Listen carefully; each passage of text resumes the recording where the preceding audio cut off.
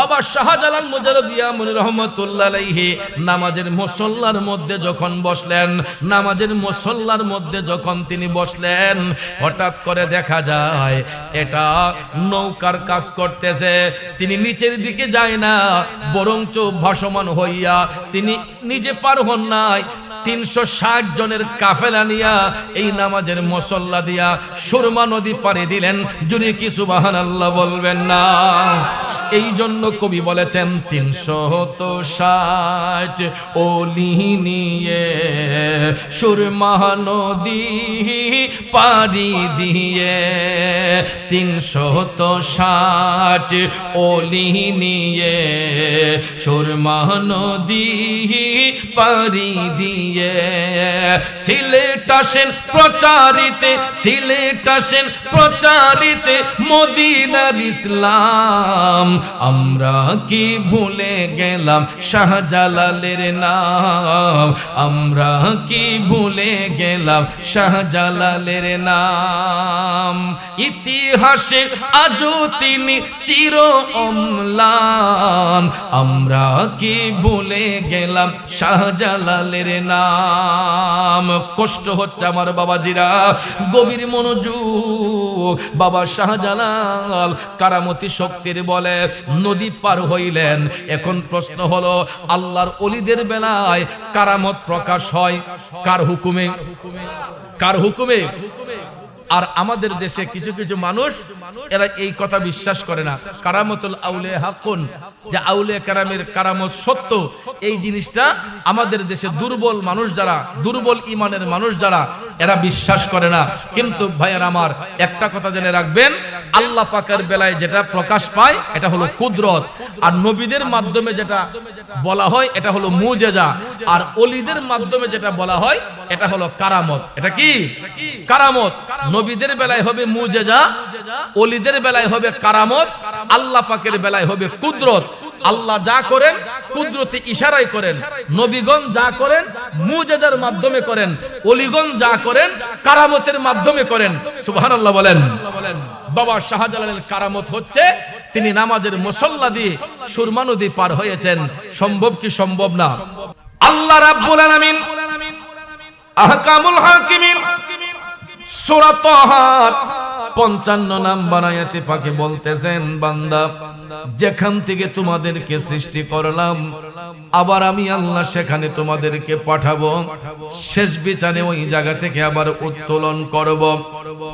এটার দ্বারা তাফসীর ইবনে আব্বাস, জগৎ বিখ্যাত তাফসীর, এই তাফসীরে ইবনে আব্বাসের মধ্যে ব্যাখ্যা করতে গিয়ে বলা হয়েছে দুনিয়াটা আমাদের জন্য পরীক্ষা ছাড়া আর কিছু নয়। আখিরাতের জন্য একটা পরীক্ষাশালা হচ্ছে এই দুনিয়ার জিন্দেগি। এই দুনিয়ার জিন্দেগিটা ক্ষণস্থায়ী। কত বছর দুনিয়াতে থাকতে হবে?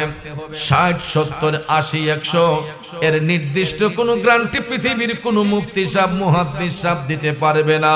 কারণ যেই কোনো মুহূর্তে মৃত্যুর ডাক চলে আসতে পারে। আমরা অনেকেই মনে করি হয়তো সন্তানের কাঁধের মধ্যে পিতার লাশ বহন করা হবে, কিন্তু এই জিনিসটা একেবারে ভুল ধারণা। কারণ শুধু সন্তানের কাঁধে পিতার লাশ বহন করা হয় না, পৃথিবীতে এমন কিছু সিচুয়েশন আসে অনেক সময় পিতার কাঁধেও সন্তানের লাশ বহন করতে হয়। কথা বলেন ঠিক কিনা?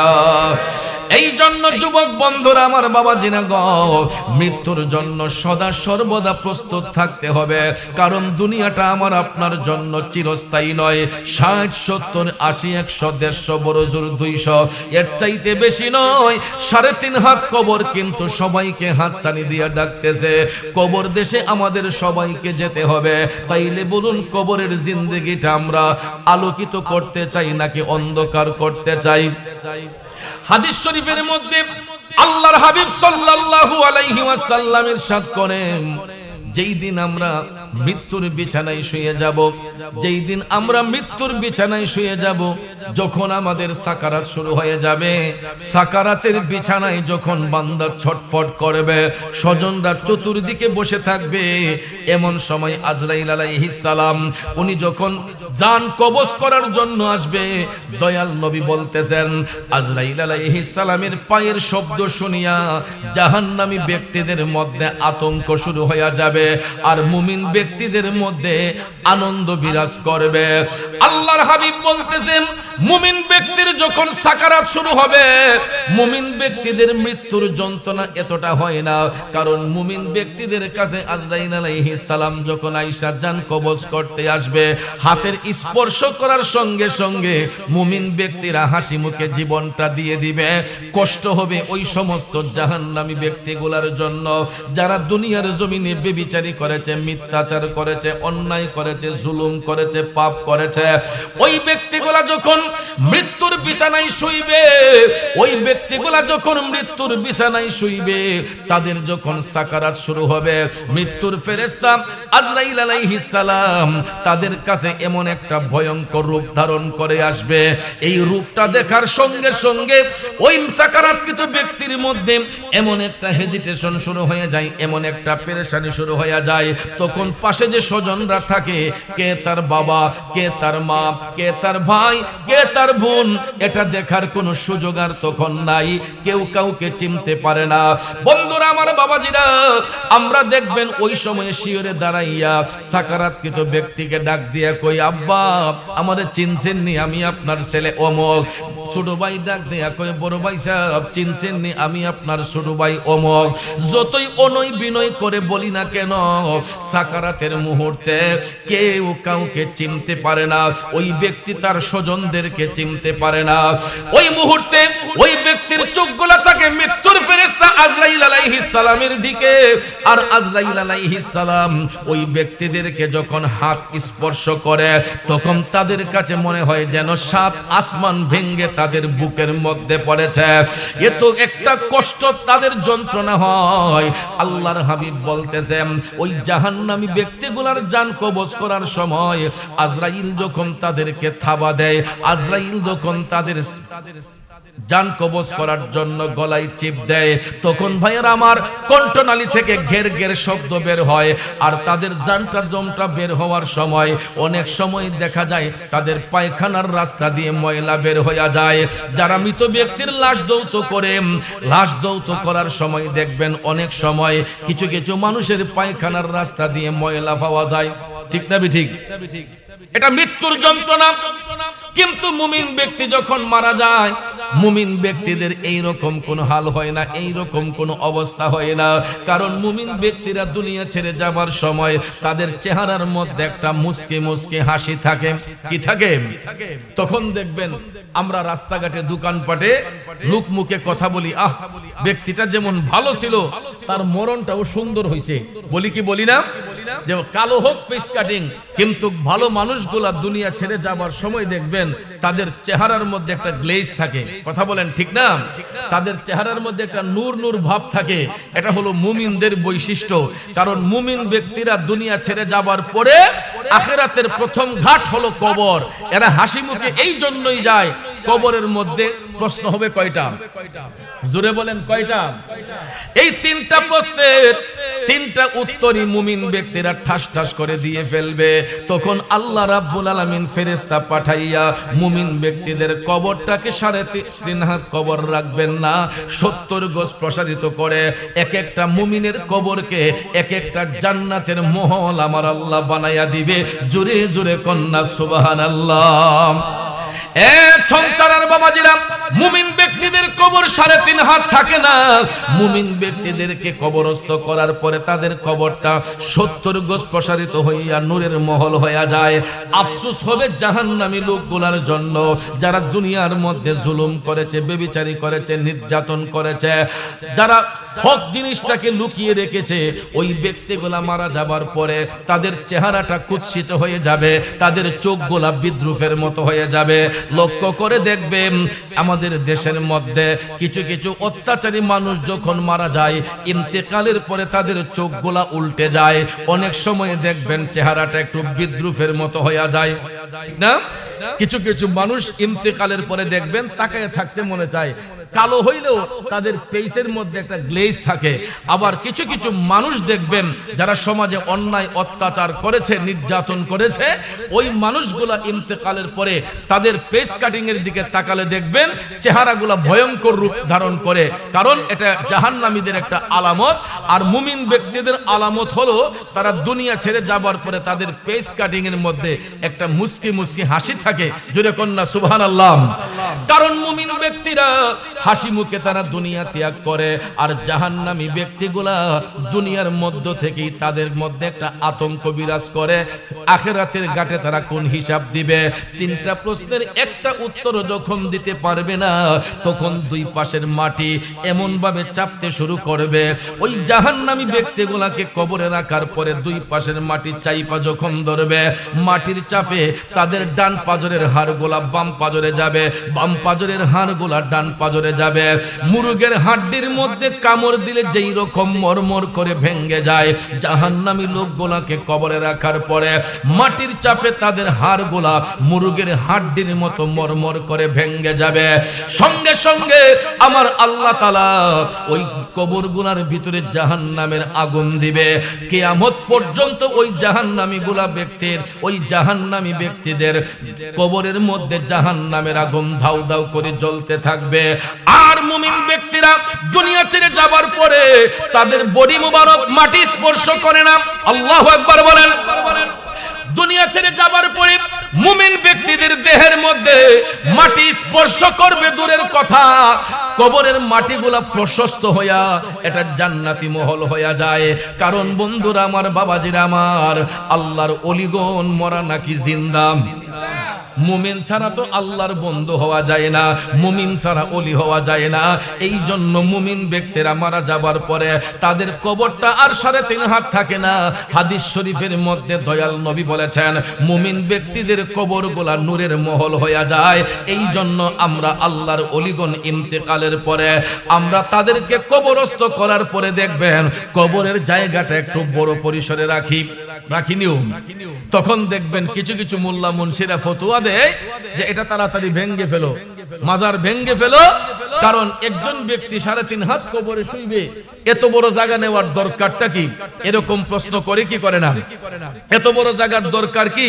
আরে বেকুব, আল্লাহর হাবিব সাল্লাল্লাহু আলাইহি সাল্লাম হাদিসে মুবারকার মধ্যে বলেছেন, মুমিন ব্যক্তিদের ইন্তেকালের পরে তাদের কবরটা 70 গজ প্রসারিত হয়ে নূরের একটা মহল হয়ে যায়।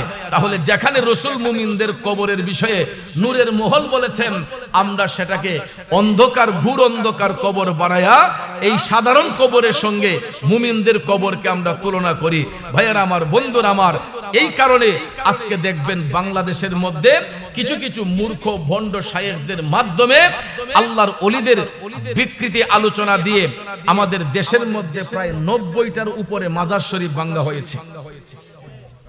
আজকে আমি যখন ব্রাহ্মণবাড়িয়া বাঞ্ছারামপুর দিয়ে যাচ্ছি, আমার বাবাজিরা, বন্ধুরা, আমি লক্ষ্য করে দেখলাম কিছু কিছু মাজার শরীফ আছে। একটা মাজার শরীফ আমি দেখতে পাইলাম, মাজার শরীফের গম্বুজটা ভেঙে ফেলেছে। আমার দেখি কলিজার মধ্যে একটা চিপ মারছে, হারে একজন আল্লাহর ওলি এখানে শায়িত, কিন্তু মাজারের গম্বুজটা ভেঙে দিয়েছে, না জানি কোন কোলাঙ্গাররা। এ বাবাজিরা আমার, বন্ধুরা আমার, একটা কথা ভুলে গেলে চলবে না, এই দেশ কিন্তু ওলি আল্লাহর দেশ, এই দেশ কিন্তু সুফিবাদীদের দেশ। এই দেশের মধ্যে ইসলাম এনেছেন আল্লাহর ওলিগণ। এই দেশের মধ্যে কোন নবীজির মাধ্যমে ইসলাম আসে নাই। এই দেশের মধ্যে ইসলামের অভয় বাণী কোন সাহাবীদের মাধ্যমে আসে নাই। গোটা ভারত উপমহাদেশের মধ্যে ইসলামের অভয় বাণী আসছে একমাত্র আল্লাহর ওলিদের মাধ্যমে। আওয়াজ করে বলুন ঠিক না বেঠে? যদি আল্লাহর ওলি সুলতানুল বাংলা হযরতে বাবা শাহজালাল মুজাররদিয়া মনি রহমাতুল্লাহ আলাইহি 360 আউলিয়ার বিশাল বাহিনী নিয়ে যদি তিনি না আসতেন, রাজা গোবিন্দের অত্যাচারে এখন পর্যন্ত আমি আপনি হিন্দু সমাজে নিমজ্জিত থাকতাম। ঠিক না বেঠিক? আল্লাহর ওলি বাবা শাহজালাল যদি ইসলামের মশাল নিয়ে যদি না আসতেন, হিন্দু রাজাদের অত্যাচারে এখন আমরা হিন্দু সমাজে নিমজ্জিত থাকতাম। বর্তমানে যে সেলাই যুক্ত কাপড় পরতেছি, এর পিছনে সবচেয়ে বড় অবদান হচ্ছে আল্লাহর ওলি হযরতে বাবা শাহজালাল মুজাররদ ইয়ামানি রাহমাতুল্লাহ আলাইহির। কথা কোন ঠিক কিনা? আমাদের সিলেটের ভাষায় একটা কথা বলে যে খারু সিলাই সিন্নি খাইলাই মোল্লা সিল্লাই না। ঠিক না ঠিক? যাদের উসিলায় আজকে মসজিদ পেলাম, মাদ্রাসা পেলাম, ইসলামের সুধা পান করতে পারলাম, আজকে তাদের বিষয়ে আমরা মিথ্যাচার করতেছি, আল্লাহর ওলিদেরকে আমরা মিথ্যাচার করতেছি, মাজার ভাঙ্গার ষড়যন্ত্র করতেছি। একটা কথা ভুলে যাবেন না, আমার আল্লাহ ছাড় দেয় কিন্তু কাউকে ছেড়ে দেয় না। কথা বলেন ঠিক না ঠিক? বন্ধুরা আমার, বাবাজিরা আমার, যেই মাজার শরীফগুলা ভাঙ্গার জন্য উপচে পড়ে লেগে আছে, ভুলে যাবেন না এই মাজারওয়ালারাই এই দেশের মধ্যে মসজিদ নির্মাণ করেছেন, মাদ্রাসা নির্মাণ করেছেন। কথা বলেন ঠিক কিনা? আমি বলেছিলাম বাংলাদেশের মধ্যে বাবা শাহজালাল কি ইচ্ছে করে আসছেন? ইচ্ছে করে আসেন নাই। বাবা শাহজালাল বাংলার জমিনে ইচ্ছে করে আসেন নাই। মদিনার কামলিওয়ালা নবীর গোলামি করার কারণে আমার মদিনার কামলিওয়ালা নবী, মায়ার নবী, দয়ার নবী বাবা শাহজালালকে ইশারা করে স্বপ্ন যুগে দিদারের মাধ্যমে বলেছেন, শাহজালাল তুমি ইসলামের খেদমত করার জন্য ভারতবর্ষে চলে যাও। আল্লাহু আকবার কোন।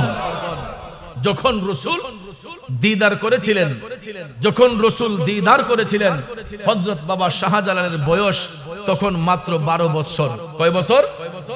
মাত্র 12 বছর। কারণ তিনি জন্মের পরেই পিতা হারিয়েছেন, মা হারিয়েছেন, তিনি শৈশবেই এতিম হয়ে গিয়েছিলেন। বাবা শাহজালাল জীবনী পড়ে দেখবেন তিনি শৈশবেই এতিম হয়ে গেছিলেন, মাও নাই, বাবাও নাই, একজন এতিম সন্তান ছিলেন হযরতে বাবা শাহজালাল।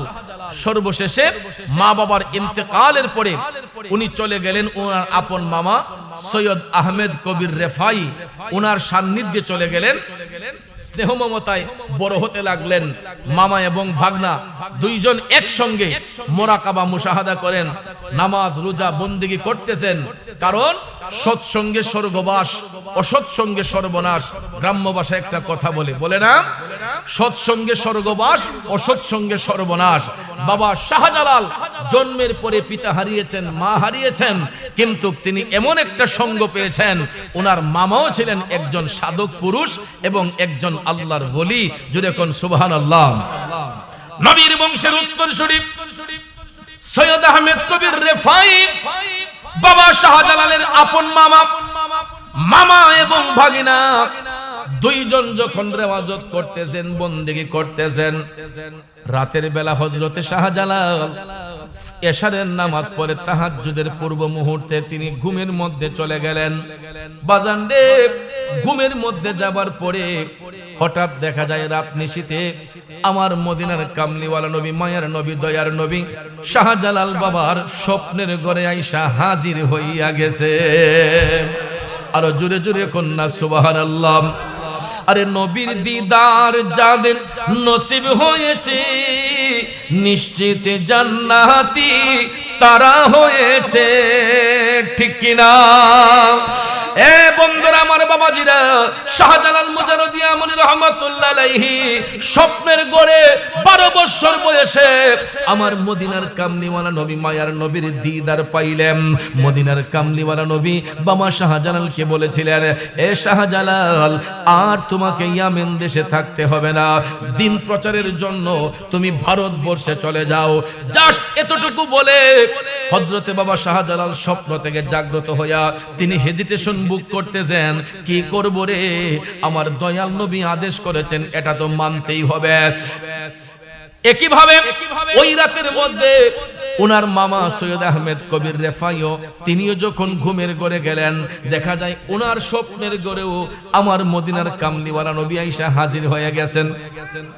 রাসূল বলতেছেন, হে আহমেদ কবির, তোমার ভাগিনা শাহজালালকে তুমি ভারতবর্ষে পাঠাইয়া দাও দিন প্রচারের জন্য, ইসলাম প্রসারিত করার জন্য। তখন সৈয়দ আহমেদ কবির রেফাই তিনিও স্বপ্ন থেকে জাগ্রত হইয়া চিন্তা করতেছেন, দয়াল নবী আদেশ করেছেন মাহারা বাবাহারা সন্তানটাকে একা আমি পাঠিয়ে দেব ইয়ামেন দেশে, নবীর আদেশ তো অবশ্যই রক্ষা করতে হবে। এই বলে তিনি ভাবতেছেন শাহজালালের কাছে কেমনে সংবাদটা আমি দেই। দেখা যায় হঠাৎ করে ফজরের আজানের ধ্বনি শোনা যায়, তারা তাহাজ্জুদের নামাজ পড়তে পড়তে হঠাৎ করে দেখা যায় আজানের ধ্বনি শোনা যায়, আসসালাতু খায়রুম মিনান নাওম।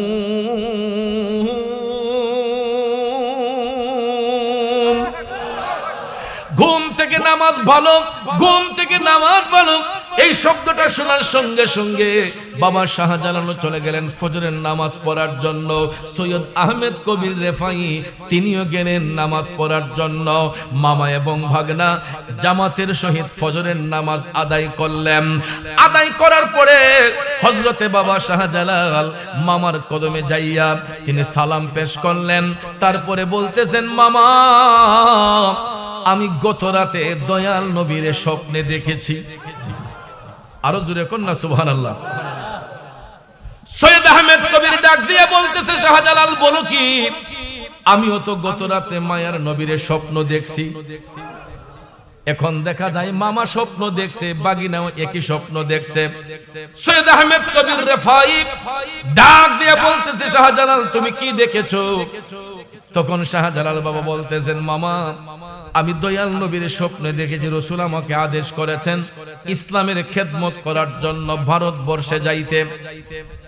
সঙ্গে সঙ্গে সৈয়দ আহমেদ কবির টপ টপ করে চোখের পানি ছেড়ে কান্না শুরু করে দিয়ে বলতেছেন, শাহজালাল আমিও তো নবীজির স্বপ্ন দেখেছি। দয়াল নবী আমাকে বলেছেন আহমেদ কবির তোমার ভাগনা শাহজালালকে ভারতবর্ষে দিনের খেদমতের মধ্যে উৎসর্গ করে দাও। এখন দেখা যায় দুইজনকে আমার দয়াল নবী একই আদেশ প্রদান করলেন। এখন শাহজালাল বাবা বলতেছেন, মামা আমি কি করব? সৈয়দ আহমেদ কবির রেফাই বলতেছেন, ঠিক আছে তুমি তৈরি হও, আমি দেখতেছি কি করা যায়।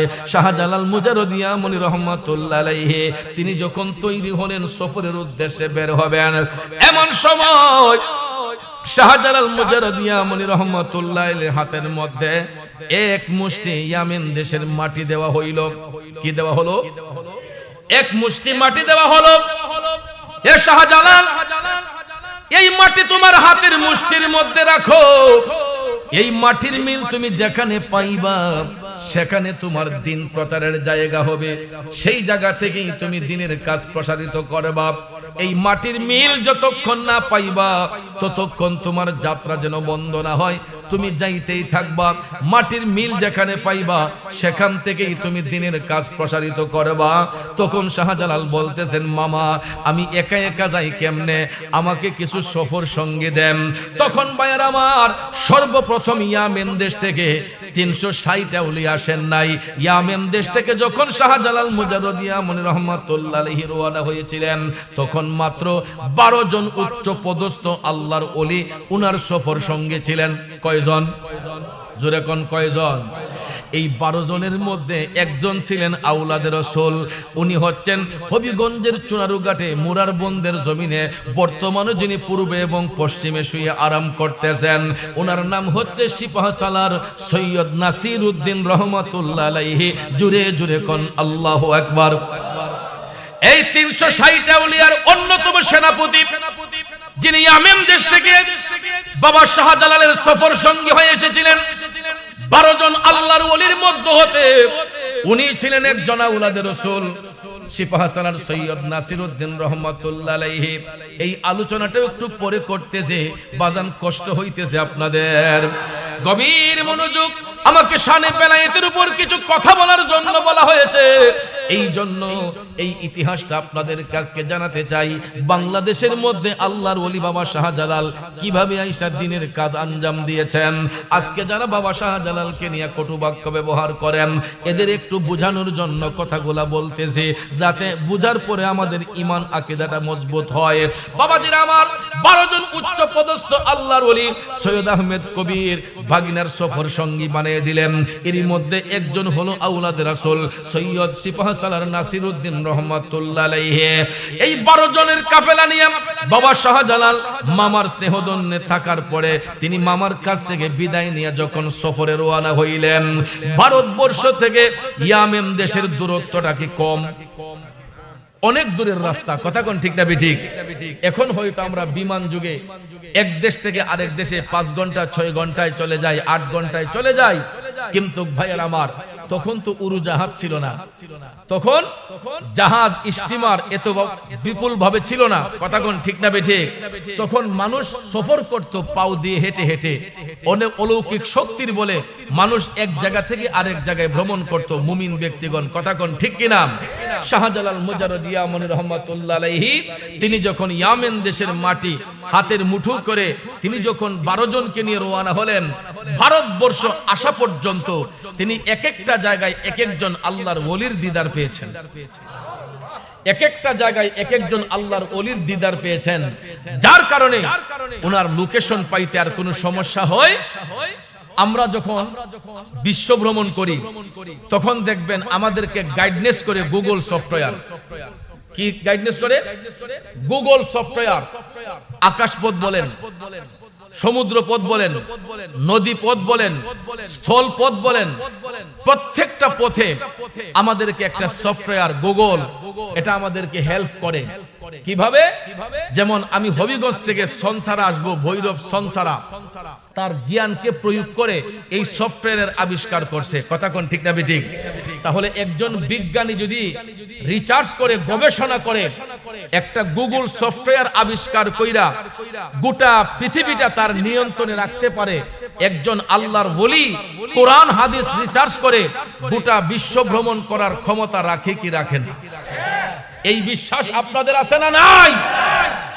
বাবাজিরা আমার, বন্ধুরা আমার, আল্লাহর ওলিগণ বাবা শাহজালাল মুজাররদ যখন তিনি ভারতবর্ষে আসলেন তখন তো কোনো উন্নত রাস্তাঘাট ছিল না, তখন তো কোনো উন্নত রাস্তাঘাট ছিল না, উড়োজাহাজ ছিল না, জাহাজ স্টিমার লঞ্চ এগুলা ছিল না।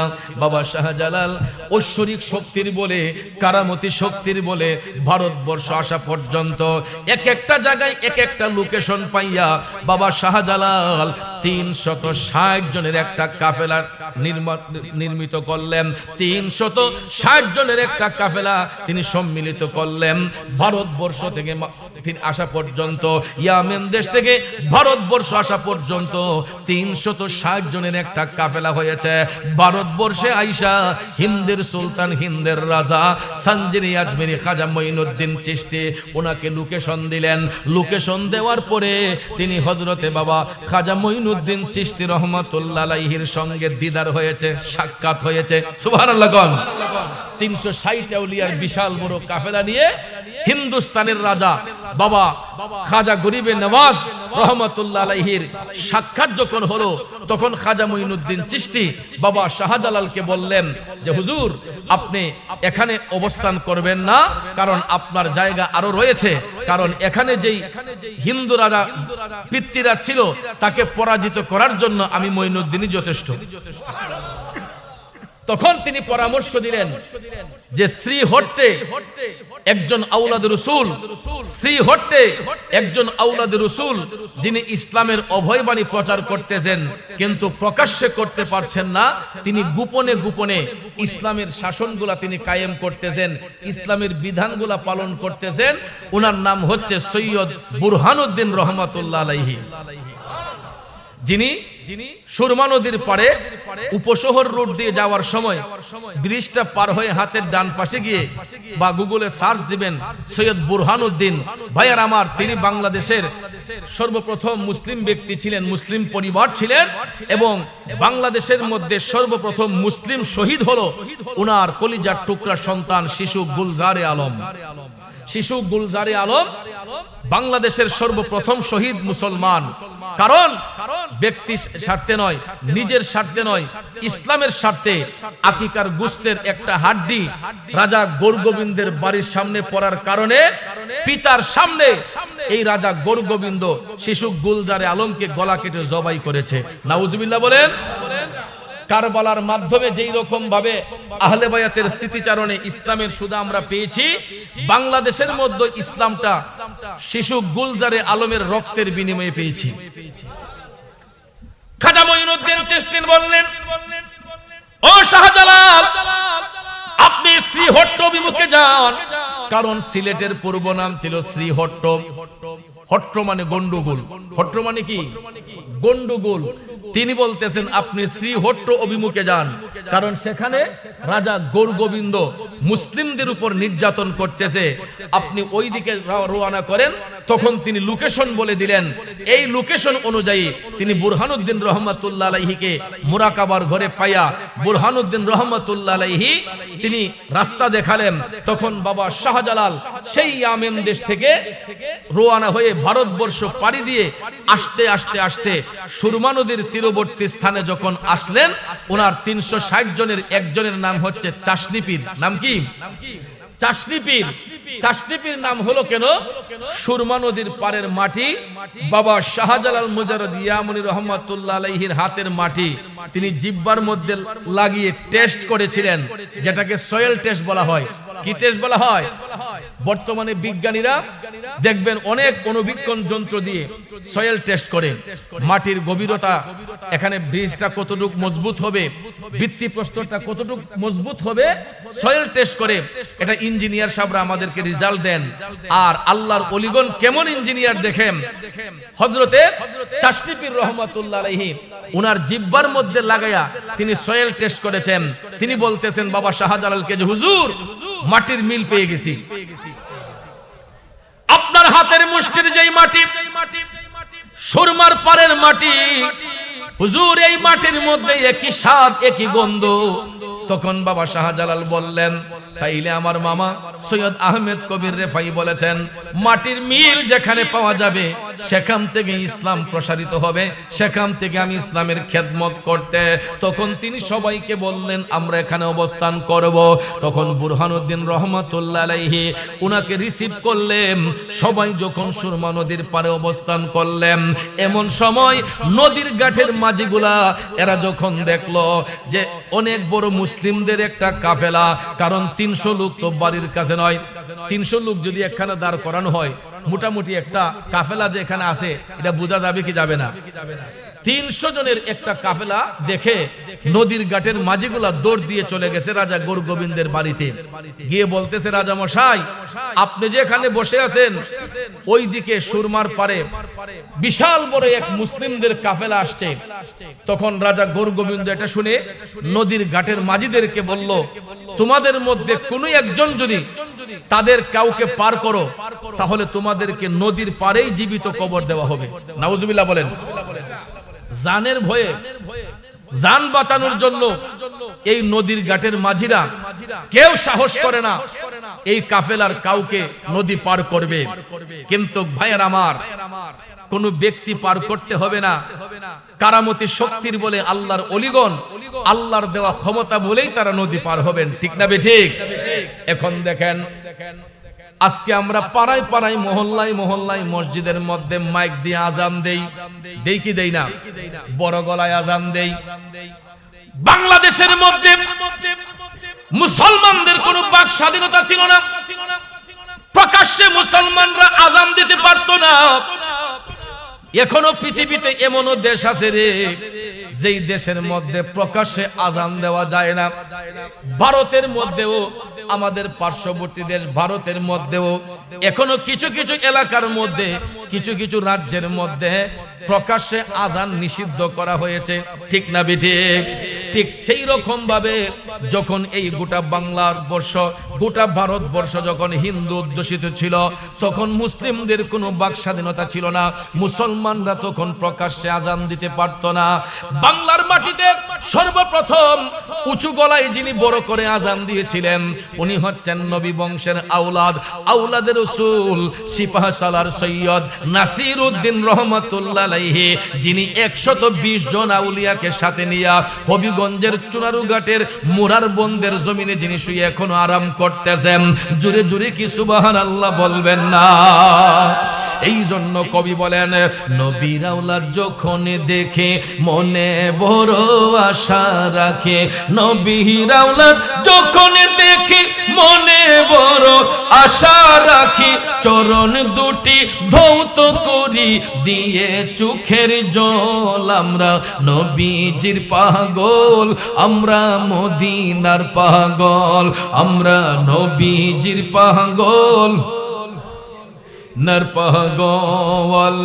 মদিনার দুলবালি মোর, মদিনার দুলবালি মোর, মদিনার দুলবালি মোর নয়নের কাজল। আমরা নবীজির পাগল, আমরা মদিনার পাগল, আমরা নবীজির পাগল, আমরা মদিন। ঠিক কিনা বলেন? নবীজির পাগল মদিনার পাগল হলে লাভ না লস? লাভ না লস? শুনিলে মদিনার কথা বলতে পারি সকল ব্যথা। ঠিক কিনা? শুনিলে মদিনার কথা বলতে পারি সকল ব্যথা, শুনিলে মদিনার কথা বলতে পারি সকল ব্যথা।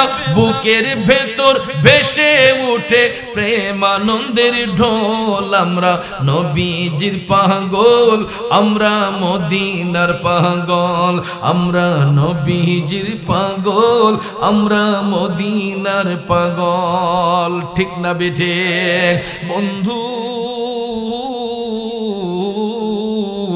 বাবা শাহজালাল সুরমা নদীর পারে যখন অবস্থান করলেন, হঠাৎ করে আসরের ওয়াক্ত শুরু হয়ে গেল।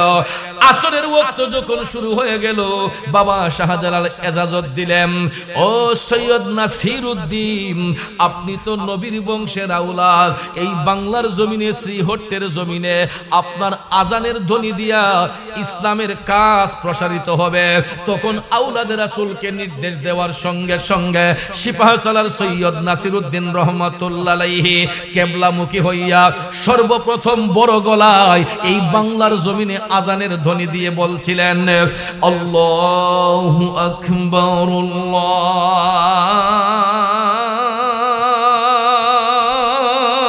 আল্লাহু আকবার। এই শব্দটার পাওয়ার আছে না নাই? এই শব্দটার পাওয়ার কতটুক হতে পারে? বাবাজি, আমাদের দেশের যে অস্ত্রগুলা বা বিদেশি যে অস্ত্রগুলা, এগুলার একটা নির্দিষ্ট পাওয়ার আছে। তার ফায়ারটা কতটুক দূরে যাবে, এটার অ্যাকশনটা কতটুক হবে, এটার একটা নিয়ন্ত্রণ আছে, আছে না? কিন্তু আল্লাহু আকবার এটা এমন একটা শক্তিশালী অস্ত্র, এটার পাওয়ার কতটুক হতে পারে একমাত্র আল্লাহু আ'লামু, আল্লাহ তাআলাই ভালো জানেন। ঠিক না ঠিক? আল্লাহু আকবার, আল্লাহু আকবার।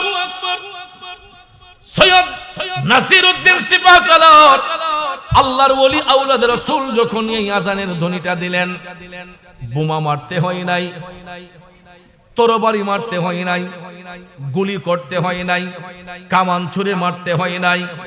আল্লাহু আকবার ধ্বনি দেওয়ার সঙ্গে সঙ্গে রাজা গোবিন্দের দেয়ালের একটা ফটক ঠাস করে ধসে পড়ে গেছে।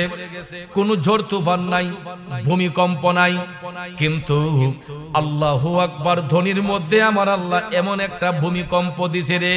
এই শব্দটা দেওয়ার সঙ্গে সঙ্গে খোলা আকাশের মধ্যে দাঁড়ায়া যখন বাবা সৈয়দ নাসিরউদ্দিন রহমাতুল্লাহ আলাইহি যখন আল্লাহু আকবার করে আহ্বান করলেন, রাজা গোবিন্দের দেয়ালের একটা ফটক ঠাস করে ধসে পড়ে গেছে। ধসে পড়ে যখন গেল, বন্ধুরা আমার রাজা গোবিন্দ চমকে উঠলো। এত বড় প্রাচীর, এত বড় শক্ত প্রাচীর, এটা কিভাবে পড়লো? সে টেনশন যুক্ত হয়ে গেছে, সে টেনশন যুক্ত হয়ে গেছে যে এটা কিভাবে সম্ভব, দেয়ালটা পড়লো কিভাবে। ভাইয়ার আমার, ওইদিকে নদীর ঘাটের মাঝিগুলা এরা যখন মিষ্টি মধুর কণ্ঠে আজানের ধ্বনি শুনছে, তখন তাদের অন্তরের মধ্যে ইশকের আগুন ধাউ ধাউ করে জ্বলতেছে। শুধু তারা কালেমা পড়ার বাকি। কিন্তু সৈয়দ নাসিরউদ্দিন রহমাতুল্লাহ আলাইহির আজানের ধ্বনিতে ওই সমস্ত হিন্দু নদীর ঘাটের মাঝে যারা ছিল এদের অন্তরটা আস্তে আস্তে নরম হতে লাগলো। আজও পর্যন্ত আমাদের প্রতিবেশী হিন্দু ধর্মের অনেক ভাইয়েরা আমাদের ইসলাম ধর্মের যেই রীতি, ইসলামী অনুশাসন যেগুলা, এইগুলা দেখে দেখে তারা স্বেচ্ছায় স্বইচ্ছায়, জোর করতে হয় নাই, অনেক বিধর্মী হিন্দু ভাইয়েরা কালেমা পড়ে মুসলমান হয়ে যায়। কারণ পৃথিবীতে একটা ধর্মের কথাই আল্লাহ কোরআনে পাকে উল্লেখ করেছেন, এই ধর্মটাই হলো ইসলাম ধর্মের কথা। আওয়াজ দেন ঠিক না ঠিক? আমরা কোনো বিধর্মীকে চাপাইয়া ধর্মের প্রতি আকৃষ্ট করি না, কিন্তু অনেক বিধর্মীরা আমাদেরকে ব্ল্যাকমেইল করে, চাপাইয়া আমাদেরকে তাদের ধর্মের দিকে নিতে উদ্বুদ্ধ করে। আমাদের বাংলাদেশেও এই ষড়যন্ত্র এখন চলে আসছে। আপনারা ঘুমায় আছেন, আপনারা এখনো সজাগ নয়। আমাদের বাংলাদেশেও এই ভাইরাসটা কিন্তু উত্তরবঙ্গের অনেক জায়গায় চলে এসেছে। ভাইয়ের আমার, এত সুন্দর লেবাস, এত সুন্দর তাদের পোশাক, দেখলে মনে হবে ফেরেশতার মতো মানুষ, কিন্তু এরা খ্রিস্টান ধর্ম প্রতিষ্ঠিত করার জন্য, খ্রিস্টান ধর্মকে বাস্তবায়ন করার জন্য আমাদের মুসলমানদের দাড়ি টুপি পাঞ্জাবিকে এরা ব্যবহার করে অনেক মানুষদেরকে পথভ্রষ্ট করে, উত্তরবঙ্গে অনেক মানুষদেরকে পথভ্রষ্ট করে এরা ইসলাম থেকে সরিয়ে নিয়ে যাচ্ছে। নাউজুবিল্লাহ বলেন। কিন্তু আমরা এখনো মায়ের পেটে আছি, কারণ আমরা এখন পর্যন্ত বিশেষ করে কয়েকটা ডিস্ট্রিক্ট, যেমন সিলেট পুরাটা বিভাগ এবং কিশোরগঞ্জ জেলা, আপনারা ভৈরব সহ, ব্রাহ্মণবাড়িয়া জেলা সহ, কুমিল্লা জেলা সহ, এই এলাকার, বিশেষ করে এই সমস্ত এলাকার, চট্টগ্রাম সহ আমাদের এই সাইডের মানুষগুলা সুফিমনা মানুষ, তরিকত প্রেমিক মানুষ, আমরা আল্লাহর ওলিদেরকে ভালোবাসি। আওয়াজ দেন ঠিক না ঠিক? যেই কারণে এখনো আমরা আমাদের চোখ কান খোলা রেখে চলতেছি। কিন্তু উত্তরবঙ্গে মুসলমানরা যারা তাসাউফপন্থী মানুষরা, এরা অনেক কষ্টে দিন কাটাইতেছে। এদের চোখের সামনে দিয়া কিছু কিছু বাতিল ফেরকারা, এরা ইসলামের অনুশাসনকে নষ্ট করার জন্য, সুফিবাদকে নষ্ট করার জন্য, আল্লাহর ওলিদের দামান থেকে সরে যাওয়ার জন্য এরা দাড়ি টুপি জুব্বা এটাকে মডেল বানাইয়া এরা ইমানের বাজারে আগুন লাগাই দিতেছে। কথা কয় না? এই জন্য আমাদেরকে সজাগ থাকতে হবে। আজও পর্যন্ত মুসলিম ধর্মের কোন ভাই কোন বেদিনকে স্বেচ্ছায় ইসলাম এই জোর করে ইসলাম ধর্মে আনে নাই, তারা স্বেচ্ছায় কালেমা পড়ে মুসলমান হয়েছে। কথা কোন ঠিক কিনা? আমাদের দেশেও ইতিমধ্যে আমার মাধ্যমে 2-4 জন লোক কালেমা পড়ে মুসলমান হয়েছে। আমি অধম গুনাহগারের মাধ্যমে 2-4 জন হিন্দু ভাই তারা স্বেচ্ছায় মুসলমান হয়েছে। এর মধ্যে আপনাদের কিশোরগঞ্জ জেলায় মিঠামন থানায় একজন প্রাইমারি টিচারও, তিনি আমার মাধ্যমে তিনি কালেমা পড়ে মুসলমান হয়েছেন। আলহামদুলিল্লাহ বলেন। তো এরকম ভাবে আমাদের সুন্নি আকাবেরদের মধ্যে আমি ওই দিন দেখেছি একজন খ্রিস্টান ধর্মের মানুষ, উনি স্বেচ্ছায় আমাদের শাইখুল হাদিস আল্লামা মুফতি আবুল কাসেম ফজলুল হক মাদ্দাজিল্লাহু আলী হুজুরের হাতে উনি হাত রেখে তওবা করে কালেমা পড়ে স্বেচ্ছায় মুসলমান হয়েছেন। কত সুন্দরভাবে তাকে গ্রহণ করা হয়েছে, ইসলাম ধর্মে তাকে ওয়েলকাম জানানো হয়েছে। এটার নামই হচ্ছে ইসলাম। ইসলাম মারামারি পছন্দ করে না, ইসলাম খুনাখুনি পছন্দ করে না, ইসলাম ঝগড়াঝাটি পছন্দ করে না। ঠিক কিনা বলেন? আর এই জিনিসটাই সুফিবাদের মধ্যে নাই, আউলিয়া কেরামদের মধ্যে নাই। বাবাজিরা আমার, যেই কথাটা আমি বলতে চেয়েছিলাম, বাবা শাহজালাল সুরমা নদীর পাড়ে অবস্থান করলেন, আজানের ধ্বনি দিলেন সৈয়দ নাসিরউদ্দিন বাবা, দেওয়ার সঙ্গে সঙ্গে নদীর ঘাটের মাঝিগুলার অন্তর আস্তে আস্তে শীতল হতে লাগলো। কিন্তু শীতল হলে কি হবে? এরা তো বাবা শাহজালালকে নদী পার করে না, নদী পার করে না। এখন তিনি নদী কিভাবে পার হবেন? আল্লাহু আকবার বলেন। মুরাকাবার মধ্যে বসলেন বাবা শাহজালাল। আসরের নামাজ শেষে মাগরিবের পূর্ব মুহূর্তে তিনি যখন নদীর পানে কেবলামুখী হয়ে মুরাকাবা করলেন, কারণ মুরাকাবা এটা এমন একটা জিনিস যেটাকে ইংরেজিতে বলা হয় মেডিটেশন, বাংলাতে বলা হয় সাধনা অথবা ধ্যান, আরবিতে বলা হয় মুরাকাবা, ইংরেজিতে বলা হয় মেডিটেশন, অর্থাৎ একাগ্র চিত্তে মওলার প্রেমে বিলীন হয়ে যাওয়া। একাগ্র চিত্তে মওলার প্রেমে বিলীন হয়ে যাওয়া, ফানা হয়ে যাওয়া, এটারে বলা হয় মুরাকাবা। আর মুরাকাবার নির্দিষ্ট একটা নির্জন স্থান প্রয়োজন, যেখানে বাচ্চাদের চিল্লাচিল্লি না হয়, যেখানে মানুষের ডিস্টার্ব না হয়। এই সমস্ত নির্জন জায়গার মধ্যে মুরাকাবা করলে আমার মওলা পাকের কুদরতি আদালত থেকে অনেক কিছু হাসিল করা যায়।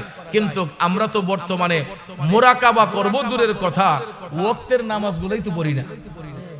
তাহাজ্জুদ পড়ব দূরের কথা, মুরাকাবা মুশাহাদা করব দূরের কথা। আমরা তো সঠিকভাবে 5 ওয়াক্ত নামাজটাই পড়তে চাই না। আবার আমরা মুসলমান পরিচয় দেই, বড় বড় গলায় চাপা মারি। ফতুয়ার কোনো অভাব নাই, চাষ্টল বইলে দেখবেন আমাদের চাইতে বড় বড় ফতুয়াবাজ লোক আছে, আছে না?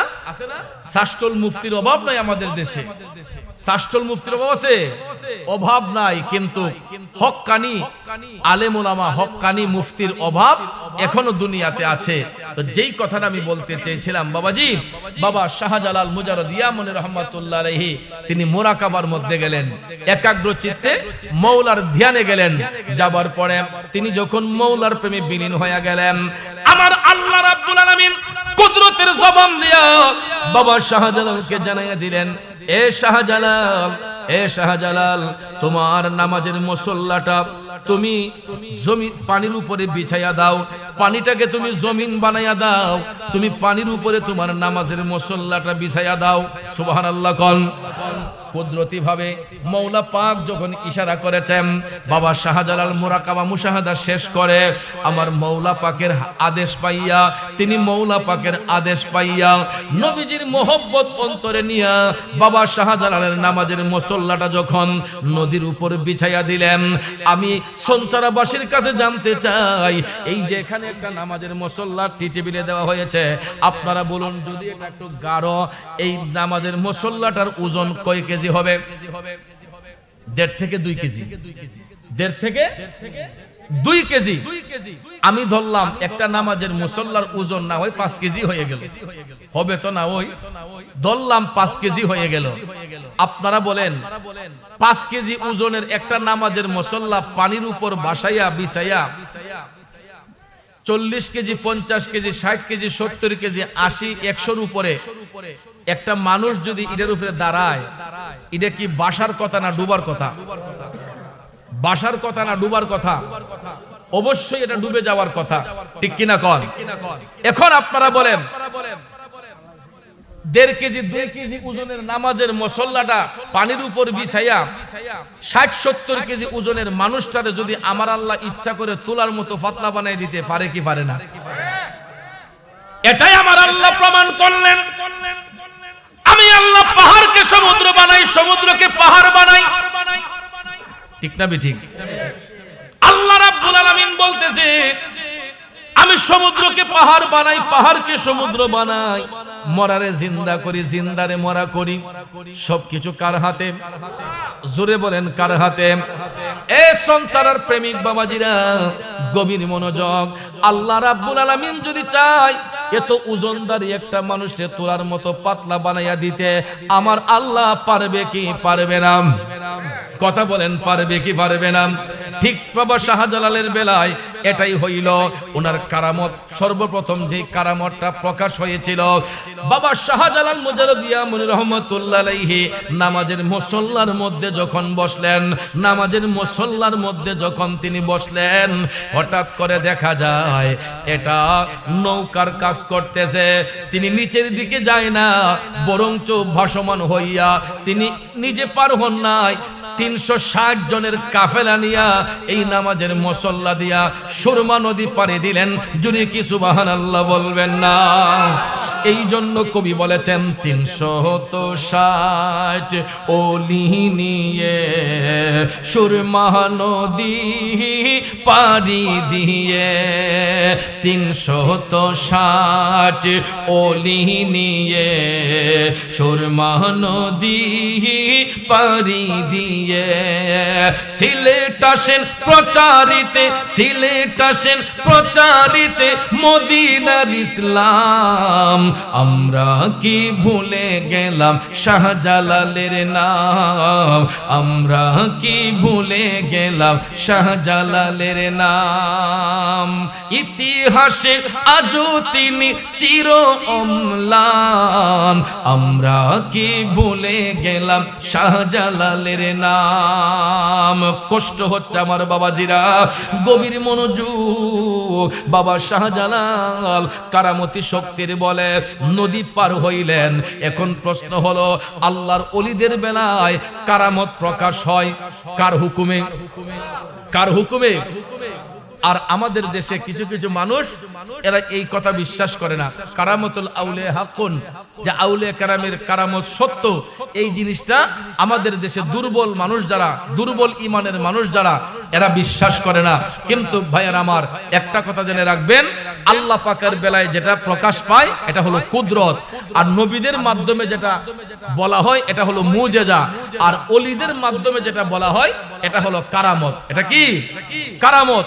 নবীদের বেলায় হবে মুজেজা, ওলিদের বেলায় হবে কারামত, আল্লাহ পাকের বেলায় হবে কুদরত।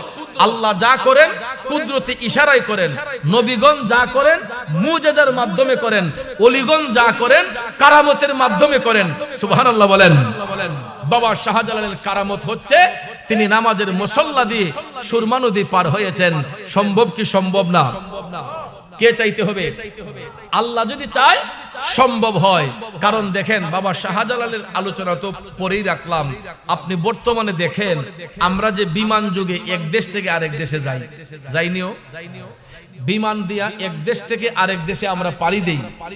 একটা বিমান ছোট হইলেও একটা বিমানের মধ্যে 1 থেকে 150 জন লোক ধরে, হেলিকপ্টারে হয়তো 4 জন লোক যাতায়াত করতে পারে। কিন্তু আকাশপথে যে বিমান এক দেশ থেকে আরেক দেশে পাড়ি দেয়, একটা বিমানের মধ্যে সর্বনিম্ন 200 যাত্রী, সর্বোচ্চ 1000 যাত্রী নিয়েও বিমানগুলো আকাশপথে উঠতে পারে। পারে কি পারে না? ভাইয়ার আমার, বাংলাদেশের যে বিমানগুলো আছে, আমাদের বাংলাদেশ এয়ারলাইন্সে আমি দেখেছি এগুলার মধ্যে প্রায় 400-450 যাত্রী নিয়ে এক দেশ থেকে বিমান আরেক দেশে যায়। তো 400 যাত্রীর ওজন কত হতে পারে? এই 400 যাত্রীর সাথে আরো এই পরিমাণ মালামালও আছে। কথা কোন ঠিক না বেঠিক? তাহলে মানুষের আবিষ্কৃত, মানুষের জ্ঞান দিয়ে প্রয়োগ করে একটা উড়োজাহাজ দিয়ে যদি আকাশপথে 400-500 যাত্রী যদি এক দেশ থেকে আরেক দেশে উড়া দিয়া যাইতে পারে, আল্লাহর ওলিগণ কারামতি শক্তির বলে তারা পানির উপর দিয়া বিচরণ করতে পারবে কি পারবে না? এই বিশ্বাস আপনাদের আছে না নাই? কিন্তু মুনাফিক বেঈমানরা এটা স্বীকার করে না। মুনাফিক বেঈমানরা আল্লাহর ওলিদের কারামত বিশ্বাস করে না। কিন্তু বাবা শাহজালাল নামাজের মুসল্লা দিয়ে নৌকা বানাইয়া সুরমা নদী পাড়ি দিলেন। নদী পার হওয়ার পরেই দেখা যায় মাগরিবের টাইম হয়ে গেল। মাগরিবের সময় যখন হয়ে গেছে, তখন সৈয়দ নাসিরউদ্দিন সিপাহসালাকে বললেন, ও আওলাদ রাসূল, নদীর ওই পারে আজান দিলেন, এই পারে আজান দিব কে? আসরের আজান দিয়েছিলেন ওই পারে, আর মাগরিবের আজান দিয়েছেন নদীর পার হইয়া আরেক পারে। তিনি ওই পারে যাইয়া, বন্ধুরা আমার, বাবাজিরা, মাগরিবের আজান দেওয়ার জন্য আবার কিবলামুখী হইয়া তিনি যখন দাঁড়াইয়া বলতেছেন, আল্লাহু আকবার, আল্লাহু আকবার, আল্লাহু আকবার,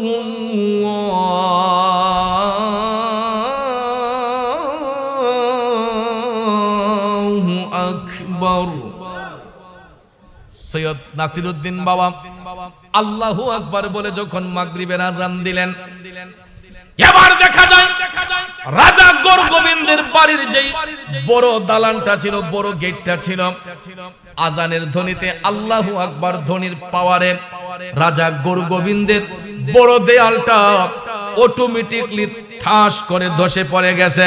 জোরে কি আল্লাহু আকবার বলবেন না? অস্ত্র হাতে নিয়ে প্রতিবাদ করতে হয় নাই।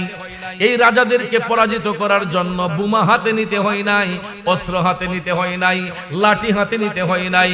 বন্ধুরা আমার, বাবাজিরা গো, আল্লাহর ওলিগণ তাদের কারামতি শক্তির বলে আল্লাহর জিকির দিয়া, নবীর দুরূদ শরীফ দিয়া মানুষের অন্তর এমন ভাবে নরম করে দিয়েছে, আগুনের কাছে মোম রাখলে যেই রকম গলে যায় ঠিক সেই রকম ভাবে ইমানদারদের সঙ্গে বেঈমানরা যখন আইসা মিলিত হয়, অনেক সময় যাদের নসিবে আল্লাহ হেদায়েত রেখেছেন এরা যখন ওলিদের সোহবতে আসে তখন দেখা যায় আল্লাহর ওলিদের সোহবতে আসার কারণে ওই লোকটা পরশের সঙ্গে ঘষাঘষি কইরা দামি হইয়া যায়।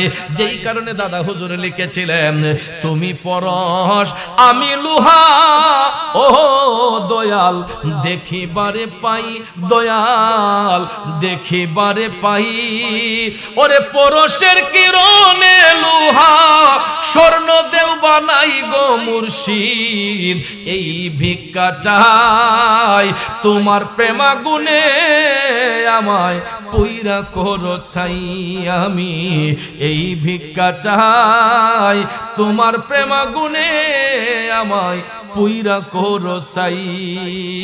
বন্ধু, আল্লাহর ওলিদের প্রেমে যারা পড়ে গো, এদের অন্তর চক্ষু পরিষ্কার হইয়া যায়, এদের কাশফুল কলব হইয়া যায়। অন্তর চক্ষু যার পরিষ্কার হয় ওই ব্যক্তি জাহিরি চোখ দিয়া দুনিয়া দেখে, আর অন্তর চোখ যার পরিষ্কার হয় ওই চোখ দিয়া আল্লাহর আরশ পর্যন্ত দেখতে পায়। আরো জোরে কোন সুবহানাল্লাহ।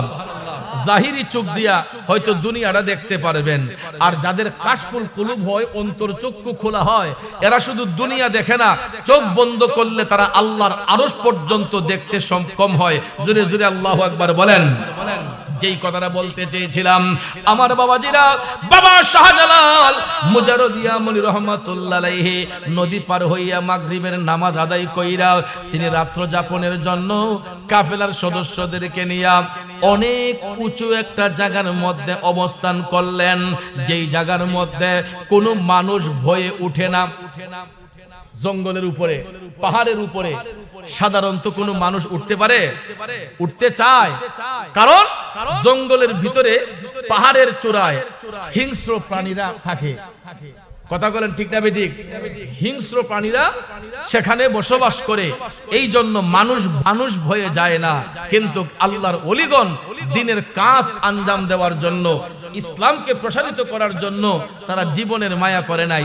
তারা তাকওয়া অর্জনের মাধ্যমে নবীর মহব্বত অন্তরে নিয়া আল্লাহর উপর ভরসা রেখে সেই পাহাড়ের চূড়ায় বৈশা তারা যখন জিকির করেছেন, লা ইলাহা ইল্লাল্লাহ, লা ইলাহা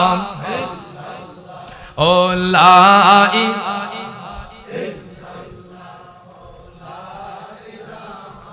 ইল্লাল্লাহ,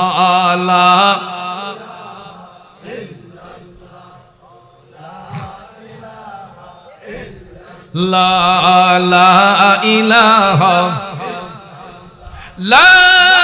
ইলাহা ইল্লাল্লাহ মুহাম্মাদুর রাসূলুল্লাহ সাল্লাল্লাহু আলাইহি ওয়াসাল্লাম। গভীর মনোযোগ। আল্লাহর ওলিগণ যখন জিকির করতেছেন, হিন্দু নদীর ঘাটের মাঝিগুলা যারা বাবা শাহজালালকে দেখেছে তখন থেকেই তাদের মনটা আস্তে আস্তে নরম হয়েছে। কিন্তু ফজরের নামাজের পরে শাহজালাল বাবা যখন জিকিরে মাশগুল, তালিম করতেছেন, তরবিয়ত করতেছেন, আশেকদেরকে নিয়া, ভক্তদেরকে নিয়া, কাফেলার সবাইকে নিয়া যখন তিনি তালিম তরবিয়ত করতেছেন, তখন জিকিরের শব্দে আকাশ বাতাস মুখরিত হয়ে গেছে। তিনি যখন আল্লাহ আল্লাহ বলে জিকিরে ফানা হয়েছেন, তখন ওনার জিকিরের আওয়াজে ভাইয়ের আমার কালবের ময়লাগুলা আস্তে আস্তে ঝরতে শুরু হলো। হিন্দু নদীর ঘাটের মাঝিগুলা এই জিকিরের আঘাতে, জিকিরের আওয়াজে এদের মন নরম হইয়া এরা আস্তে আস্তে কইরা বাবা শাহজালালের কাছে যাইয়া 2-4 করে এরা কালেমা পয়রা মুসলমান হইতে হইতে দেখা যায় এই এলাকার যত হিন্দু অধ্যুষিত মানুষ ছিল সবাই বাবা শাহজালাল মুজাররদিয়া মনি রহমাতুল্লাহ আলাইহির উসিলায় কালেমা পয়রা মুসলমান হইছে। আরো আস্তে কোন সুবহানাল্লাহ। এখন আপনারা বলুন, একটা লোক রেও বাবা শাহজালাল কি লাঠি দিয়ে পিটাইছেন, বোমা মারছেন, এটেম বোমা দিছেন, কোন শক্তি প্রয়োগ করছেন? ভাইয়ার আমার, বন্ধুরা আমার, বাবা শাহজালাল মুজাররদ ইয়ামনি রহমাতুল্লাহ আলাইহির ঐশ্বরিক ক্ষমতা দিয়ে, কারামতি শক্তি দিয়ে, কোরআন সুন্নাহর আলোকে, জিকির দিয়ে, দুরূদ শরীফ দিয়ে মানুষের অন্তরে স্থান করে নিয়ে এরপরে যখন মুসলিমদের কাফেলা বড় হলো, রাজা গোরগোবিন্দ পলায়ন করলো, বাবা শাহজালাল কাফেলার সদস্যদেরকে এক একজনকে এক এক দিকে পাঠাইলেন, এক একজনকে এক এক দিকে পাঠাইলেন। শাহপরান বাবার এক জায়গায় পাঠালেন। এই 360 আউলিয়ার অন্যান্য অলিদেরকে এক একজনকে ইশারা করে এক এক জায়গায় পাঠাইছেন। আমি একটা জিনিস অবজারভেশন করে দেখেছি, প্রত্যেক 360 আউলিয়ার মধ্য হতে যারা আল্লাহর অলিরা যেই দিকে গেছেন, সবাই তারা এমন একটা জায়গা বাইছে নিছেন, প্রত্যেকটা জায়গা ছিল পাহাড়ের উপরে। আপনি এখনো শাহজালাল বাবার মাজারে যান, আপনি দেখবেন মাজার শরীফটা কতটুকু উপরে। যদি এখন আধুনিক ভাবে সিঁড়ির ব্যবস্থা করা হয়েছে, উঠানামার সুন্দর ব্যবস্থা করা হয়েছে, কিন্তু যখন তিনি সেই জায়গায় অবস্থান করেছিলেন, আপনারা বলেন তো তখন কি এরকম কোন সিঁড়ির ব্যবস্থা ছিল? তখন নিচ থেকে দেখা যেত পাহাড়ের একটা চূড়া অনেক উপরে। এই জায়গার মধ্যে আল্লাহর ওলিগণ মৌলাকে পাওয়ার জন্য তারা ব্যস্ত ছিলেন, তারা মুরাকাবা মুশাহাদা করেছেন। শাহপুরান বাবার মাজার শরীফে গিয়ে দেখবেন ওনার মাজার শরীফটা কতটুকু উপরে। 360 আউলিয়ার এই পর্যন্ত আমি যতজন আল্লাহর ওলির মাজার জিয়ারত করেছি, 360 আউলিয়ার প্রত্যেক অলিদের মাজার শরীফ উঁচু উঁচু জায়গার মধ্যে, এবং তারা এক সিরিয়াল ভাবে আমি অবজারভেশন করে দেখেছি, সেই সিলেট থেকে শুরু করে আমাদের এখান পর্যন্ত বাংলার শেষ সীমানা পর্যন্ত 360 আউলিয়ার কাফেলা যারা গেছে, একবারে সমান ভাবে তারা এক একজন এক এক দিকে গিয়া দ্বীনের কাজকে প্রসারিত করেছেন, দ্বীনের কাজ আঞ্জাম দিয়েছেন। আজকে তাদের পদধূলিতে, তাদের ত্যাগের বিনিময়ে আজকে আমরা ইসলামের সুধা পান করতে পেরেছি, যাদের উসিলায় এত সুন্দর পরিবেশ আজকে আমরা পাইলাম। এই দেশের মধ্যে কিছু কিছু তথাকথিত বিতর্কিত মূর্খ ভণ্ডদের কারণে আজকে অলিদের বদনাম হচ্ছে, এবং কিছু কিছু তৌহিদি জনতার নামে একটা দল বের হয়েছে, যারা তৌহিদি জনতার স্লোগান দিয়ে এরা আর কোনো জায়গায় যায় না, মন্দিরে হামলা করে না, গির্জায় হামলা করে না, বরঞ্চ মন্দিরে গিয়ে গীতা পাঠ করে, গির্জায় গিয়া এরা বৎসনা করে, আর আল্লাহর ওলিদের মাজার গিয়া ভাঙ্গে, কোরআন শরীফে আগুন দেয়। আছে না নাই? এখন ঈমান দুর্বল হয়ে গেছে কেন বলেন? আছে না নাই? যেই ব্যক্তি মাথায় টুপি, মুখে দাড়ি, পরনে পাঞ্জাবি জুব্বা লাগায়া হিন্দুদের মন্দিরে গিয়া গীতা পাঠ করতে পারে, তাদের সঙ্গে গিয়া উঠা বসা করতে পারে, আপনারা বলেন ওই ব্যক্তির মধ্যে কি ঈমান থাকে? ওই ব্যক্তির মধ্যে ঈমানের লেশ থাকে? যদি বুঝতাম ওই ব্যক্তিটা গির্জাতে যাইয়া, মন্দিরে যাইয়া কোরআন শরীফের সাফাই গাইতেছে, তাদেরকে দ্বীনের দাওয়াত দিচ্ছে যে আপনারা ইসলামের পথে আসেন, তারপরে সেটা মানা যেত। কিন্তু গিয়ে বলে কি যে আমরা সবাই মিলেমিশে ভাই ভাই, হিন্দু মুসলিম ভাই ভাই। এরপরে দেখেন তাদের মন্দিরে গিয়ে গীতা পাঠ করে। কোন হিন্দু ভাই কি বলেছে যে আমাদের মন্দিরে এসে গীতা পড়েন? কোন হিন্দু ভাই কি বলেছে মন্দিরে আইসা আমাদের গীতা পাঠ করেন? এগুলা এক্সেস বাড়াবাড়ি, এগুলার দ্বারাতে আমার হিন্দু ধর্মের ভাইরা এরা আরো বিব্রত বোধ করে। আমরা গিয়ে যখন তাদেরকে তাদের ইবাদতের মধ্যে, তাদের উপাসনার মধ্যে গিয়া আমরা যখন গিয়া নাক গলাতে চেষ্টা করি, হিন্দু ধর্মের ভাইরা এরা এটা ইতস্ততা বোধ করে এবং এরা এটা তিক্ততা বোধ করে। কথা বলেন ঠিক না বেঠিক? কারণ তারা তাদের ধর্ম পালন করুক। রাসূল বলেছেন যার যার ধর্ম তার তারকে পালন করতে দেন। আমার দরকারটা কি? আমি তাদের সঙ্গে গিয়ে উঠা বসা করব, তাদের ধর্মের সাফাই গাইব। আমি আমার ধর্মের কথা না বলে আরেক ধর্মের কথা আমি কেন গিয়ে সাফাই গাইব? কারণ পৃথিবীর মধ্যে সবচেয়ে বড় ধর্ম হচ্ছে ইসলাম ধর্ম। আওয়াজ করেন ঠিক না বেঠিক? এর চাইতে উত্তম ধর্ম আর কোনটা হতে পারে? বলেন হতে পারে? তাহলে ভাইয়েরা আমার, ভুলে যাবেন না এই দেশ ওলি আল্লাহর দেশ। এই দেশে ইসলাম কায়েম করেছেন আল্লাহর ওলিগণ। এই দেশে ইসলামের সুদা পান করানোর ব্যবস্থা করে দিয়েছেন আল্লাহর ওলিগণ। অদ্যাবধি পর্যন্ত আল্লাহর ওলিগণ যদি এই জমিনে বিচরণ না করতেন, রাজা গোরগোবিন্দের অত্যাচারে, হিন্দুদের অত্যাচারে এখনো আমরা হিন্দু সমাজে নিমজ্জিত থাকতাম। এই ভাইয়ারা আমার, ইতিহাস পড়ে দেখবেন, এই মুসলমানরা জমিদারদের বাড়ির সামন দিয়ে জুতা পাও দিয়ে যেতে পারে নাই। এই মুসলমানরা হিন্দু জমিদারদের বাড়ির সামন দিয়ে মাথায় ছাতা মাথায় দিয়ে যেতে পারে নাই। সাতটি ডেরে বাইঙ্গা বগলন লাগছে। আপনারা মুঘল ইতিহাস পড়ে দেখবেন, ভারতবর্ষের ইতিহাস পড়ে দেখবেন, হিন্দুরা যখন শোষণ করেছিল, মুঘল শাসনের পরে হিন্দুরা যখন শোষণ করেছে, তখন ভাইয়ার আমার হিন্দু রাজ্য যখন কায়েম হয়েছে, তখন মুসলমানদের বাক স্বাধীনতা ছিল না। এরা আমাদের মুসলিম নারীদেরকে ক্লাব গড়ে, তাদের একটা নাচ ঘর থাকতো প্রত্যেক জমিদারদের বাড়িতে, যেরকম ভাবে হল রুম বিভিন্ন জায়গার মধ্যে দেখা যায়।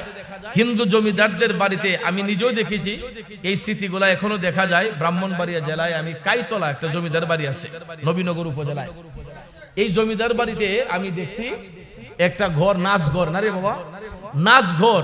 তা আমাকে এক ভদ্রলোক বলছে, হুজুর এটা কিতা বুঝছেন নি? আমি কিতা? এটার মধ্যে হিন্দু জমিদাররা, যেই জমিদার এখানে ছিল, সে মুসলিম নারীদেরকে পাতলা কাপড় পরাইয়া, কোন সময় কাপড়ও থাকতো না, এরা তো মদ জুয়া পান করত, মদ জুয়া পান করে মুসলিম নারীদেরকে বিবস্ত্র অবস্থায় এরা এই নাচ ঘরের মধ্যে নাচাইতো, আর এরা মজা নিত, তাদেরকে ভোগ বিলাসের পাত্র হিসেবে ব্যবহার করত। নাউজুবিল্লাহ কি বাইদ দিয়া কইবেন? আরো জোরে কইতে না নাউজুবিল্লাহ। এই রকম ভাবে হিন্দু জমিদাররা মুসলমানদেরকে নির্যাতন করেছে।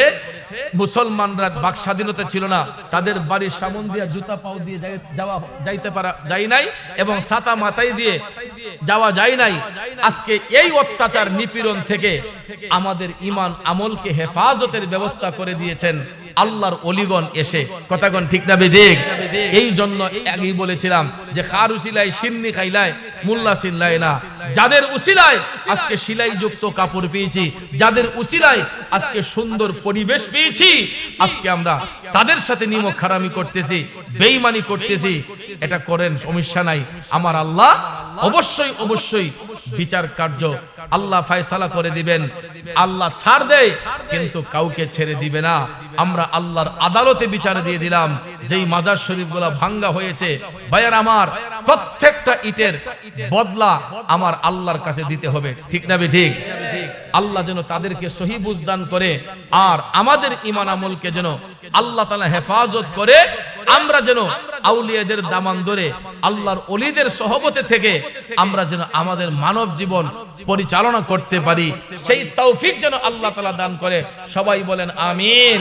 তো যাক ভাইয়ের আমার, শানে বেলায়েত, সেই সাথে আম্মা জান খাতুনে জান্নাত মা ফাতেমাতুজ জাহরা রাদিয়াল্লাহু তাআলা আনহার বিষয়ে আমাকে আমার ভাইজান, আমার মসজিদের নিয়মিত মুসল্লি, এখানে অনেকেই আমি দেখতে পাচ্ছি, আমি একটা পেজ অনুমান করে বলতেছি, অনেকেই আমার মসজিদে জুমা পড়েন।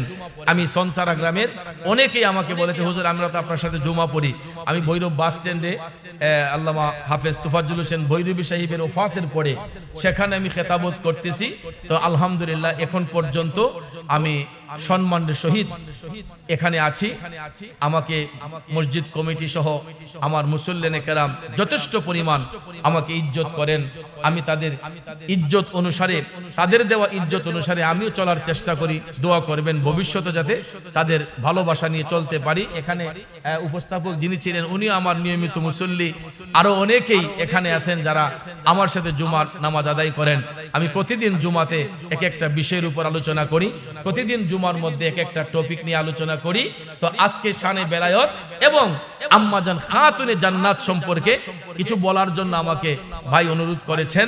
আসলে দেখেন, বক্তার বক্তব্য শ্রুতি মাধুর্য হয় সাউন্ডের কারণে, আর শ্রোতার আকর্ষণে বক্তার বক্তব্য হয়। এই জন্য একটা আলোচনাকে গুছাতে হলে, একটা আলোচনা উপস্থাপন করতে হলে আগে এটারে স্টাডি করতে হয়। ঠিক না বেঠিক? টিচাররা যে ক্লাসের মধ্যে পড়ান, এরা হুট করে গিয়ে পড়ান না, তারা নিজেরাও আগে পড়াশোনা কইরা পরে গিয়া বাচ্চাদেরকে টিচিং দেন। তো আমরাও যখন ওয়াজের মাঠে আসি, যদি কমিটি থেকে আমাদেরকে আগে কোনো বিষয় দেওয়া হয়, তখন ওই বিষয় অনুসারে আমরা আলোচনা করি।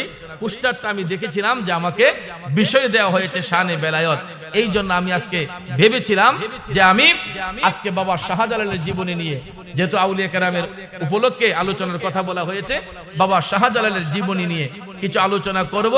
এখন আমার ভাইজান আবদার করেছেন যে খাতুনে জান্নাত সম্পর্কে কয়েকটি কথা বলার জন্য। ভাইয়ারা আমার, বন্ধুরা আমার, আম্মাজান খাতুনে জান্নাত রাদিয়াল্লাহু তাআলা আনহা, তিনি আমার দয়াল নবীজির কলিজার টুকরা সন্তান, ঠিক না ঠিক? নবীজির কলিজার টুকরা সন্তান আম্মাজান খাতুনে জান্নাত মা ফাতেমাতুজ জাহরা আমিনা খাতুন রাদিয়াল্লাহু তাআলা আনহার ঔরসের সর্বকনিষ্ঠা কন্যা ছিলেন আম্মাজান খাতুনে জান্নাত, যার মাধ্যমে নবীর বংশের সিলসিলা আওলাদে রাসূল এখন পর্যন্ত আমার আল্লাহ জারি রেখেছেন। আর আম্মাজান খাতুনে জান্নাত তিনি দয়াল নবীর কন্যা, বেলায়েতের বাদশা, বেলায়েতের মূল, যার মাধ্যমে বেলায়েতের আগমন হয়। উনি হচ্ছেন মুশকিল কুশা হযরতে শের খোদা মাওলানা আলী কাররামুল্লাহু ওয়াজহাহুর সহধর্মিনী, মাওলা আলীর সহধর্মিনী এবং জান্নাতি যুবকদের সরদার হযরতে ইমাম হাসান এবং হুসাইন রাদিয়াল্লাহু তাআলা আনহুমার গর্ভধারিণী মা এবং খাতুনে জান্নাত আম্মাজান ফাতেমাতুজ জাহরা, তিনি এমন একজন মহিয়সী নারী যিনি হচ্ছেন জান্নাতি রমণীদের সরদারিনী। জোরে কি সুবহানাল্লাহ বলবেন না? পৃথিবীতে যত নারীরা জান্নাতের শুভ সংবাদ পাবে, পৃথিবীতে যত নারীরা জান্নাতের শুভ সংবাদ পাবে, তাদের সরদারিনী হবেন আম্মাজান খাতুনে জান্নাত মা ফাতেমাতুজ জাহরা রাদিয়াল্লাহু তাআলা আনহা। ভাইয়ারা আমার, বন্ধুরা আমার, নবীজির কন্যা মাওলা আলীর সহধর্মিনী হাসান হুসাইনের মা আম্মাজান খাতুনে জান্নাত, যাকে জগতের মা বলা হয়। কি বলা হয়? এই জন্য কবি বলেছেন, কি জননী ছিলেন দেখো মা ফাতেমা, মা বলে ডেকে দিলেন দয়াল খুদাই রে, দয়াল খুদাই। জান্নাতি সরদার যিনি, জান্নাতি সরদার যিনি, তার তুলনা নাই। মায়ের কদমের নিচে জান্নাত দিলেন খোদায়। আমার মায়ের মতো আপন জন, মায়ের মতো আপন জন ত্রিভুবনে নাই। মায়ের কদমের নিচে জান্নাত দিলেন খোদায়, মায়ের কদমের নিচে জান্নাত দিলেন খোদায়। কষ্ট হচ্ছে আমার বাবাজিরা, বন্ধু। খাতুনে জান্নাত তিনি এমন একজন মহিয়সী নারী, তিনি আমারও মা, আমার বাবারও মা, আমার দাদারও মা, 14 গোষ্ঠীর মা। এই মা মানে আমাদের গর্ভধারিণী মা নয়, তিনি আমাদের রুহানি মা, ঠিক না বেঠিক? তিনি রুহানি মা। পৃথিবীর যত জান্নাতি রমণী রয়েছে এবং জান্নাতি পুরুষ যারা হবে, তাদের সরদার ইমাম হাসান এবং হুসাইন, আর জান্নাতি রমণীদের সরদারিনী খাতুনে জান্নাত আম্মাজান ফাতেমা। এই জন্য তিনি জগতের মা, যাকে স্বয়ং রব্বুল ইজ্জত এই লকব দিয়েছেন, উপাধি দিয়েছেন। এই জন্য ভাইয়ের আমার, আম্মাজান খাতুনে জান্নাত রাদিয়াল্লাহু তাআলা আনহার মাজার শরীফ আপনারা অনেকেই মদিনা শরীফ গেলে জিয়ারত করতে সক্ষম হন। ভাইয়ের আমার, বন্ধুরা আমার, কিন্তু মাজার শরীফের কোনো চিহ্ন এখন নাই। মাজার শরীফের চিহ্ন নাই, শুধু পাথর দিয়ে আপনার খণ্ডচিত্র করে রাখা হয়েছে জান্নাতুল বাকির মধ্যে। ভাইয়ের আমার, বন্ধুরা আমার, অন্তর শিহরিত হয়ে উঠে এই জান্নাতুল বাকিতে গেলে, যেখানে 10,000-এর উপরে সাহাবী শুয়ে শুয়ে আরাম করছেন, যেখানে 10,000-এর উপরে সাহাবী শুয়ে আরাম করছেন, কিন্তু এক সময় তাদের মাজার শরীফের স্মৃতিচারণ ছিল, এইগুলা কালের বিবর্তনে ভেঙ্গে সমতল করে দেয়া হয়েছে। বন্ধুরা আমার, বাবাজিরা আমার, এই বিষয়ে আমি বিস্তারিত আলোচনা ভবিষ্যতে কোথাও আসলে খাতুনে জান্নাতের প্রেমের আলোচনা আপনাদেরকে শোনাবো। রাত 2টা ওভার হয়ে গেছে। আমার মনে হয় বন্ধুবর তাহির সাহেব আমাদের খুব কাছাকাছি চলে আসছেন।